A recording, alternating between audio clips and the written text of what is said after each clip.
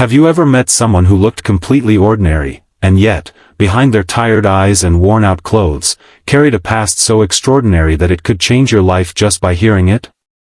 This isn't just a story about cars, or even about survival.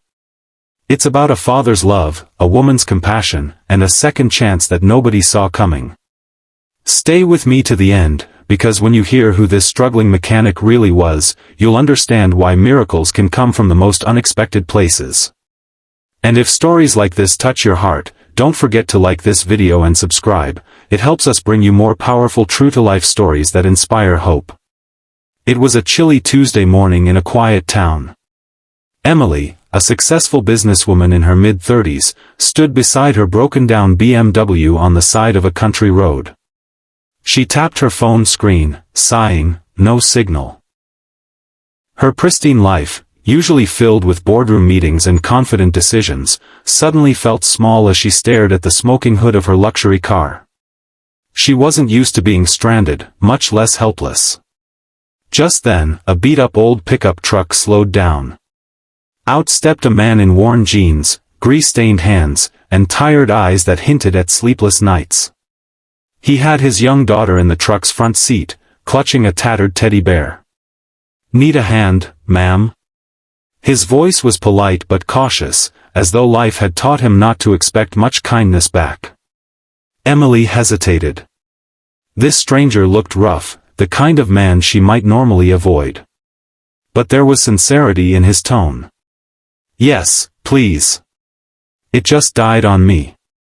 I think something's wrong with the engine." The man nodded and rolled up his sleeves. "I can take a look. I'm pretty good with engines. But I gotta be honest, I don't have much right now. If you could maybe help me out with a meal afterward, I'd appreciate it." His voice cracked slightly, betraying the pride he had to swallow just to ask. Emily was taken aback. A meal? She'd expected him to ask for money, or maybe a ride. But a meal? She looked at the little girl in the truck, who was staring back at her with wide, hungry eyes. Something inside Emily softened. "Of course," she said quietly. "Fix it, and lunch is on me." He worked silently but skillfully, his hands moving like he had done this 1,000 times. The engine, stubborn and lifeless, seemed to respond to his touch. Within minutes, the BMW roared back to life. Emily blinked in amazement. "You did that so fast." He simply shrugged. "Engines talk if you listen right." He wiped his hands on an old rag. "Name's Jack." True to her word, Emily took them to a small diner down the road.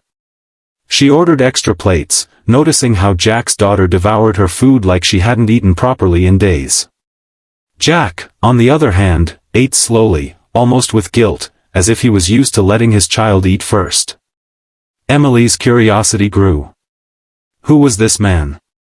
He carried himself with quiet strength, but his clothes, his truck, his request for just a meal, clearly, life had been unkind. "You're really good with cars," she said carefully. "Have you always been a mechanic?" Jack froze, his fork halfway to his mouth. For a long moment, he didn't answer.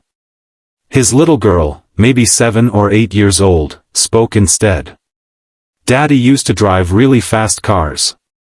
He was famous." She grinned, proud of him.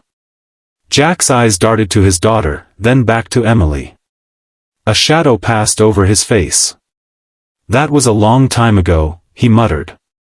"Doesn't matter anymore." But Emily's heart skipped. Something in the way he said it hinted at a bigger story. Still, she didn't push. Instead, she paid the bill, slipped some money into the girl's teddy bear when Jack wasn't looking, and thanked them for their help. She thought she'd never see them again. But fate had other plans. A week later, Emily attended a charity event hosted at the town's speedway. Business partners mingled, cars roared in the background, and she smiled politely through conversations. Then the announcer's voice boomed, "Ladies and gentlemen, tonight we honor the legends of racing, those who paved the way." Emily nearly dropped her glass when a picture flashed on the big screen. A younger Jack, in a racing suit, standing tall beside a gleaming car with a trophy in hand. The announcer's words rang out, "Jack Turner, the rising star who vanished from NASCAR over a decade ago. Some say he walked away after tragedy. Some say he was forced out. Nobody really knew." Her heart pounded. Jack. The man who fixed her BMW for a meal. The man who looked broken but carried himself like a hero. He wasn't just some struggling dad, he was NASCAR's lost legend. Emily couldn't believe it. Why was he living in poverty with his daughter when he had once been on top of the world? That night, she couldn't sleep. The memory of his daughter's hungry eyes haunted her. So she did something bold. She went looking for him. It wasn't easy. He lived in a rundown trailer at the edge of town, barely making ends meet by fixing old cars for neighbors.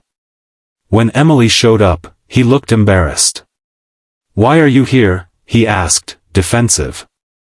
"Because I saw who you really are," she said softly. "Jack, why are you hiding?" His shoulders slumped. He told her everything. How his wife had died in a car accident while he was racing, and how he blamed himself. How the sponsors abandoned him, and the media painted him as reckless. How he walked away from fame, determined to raise his daughter alone, even if it meant living in poverty. "I don't care if I'm forgotten," he said. "All th.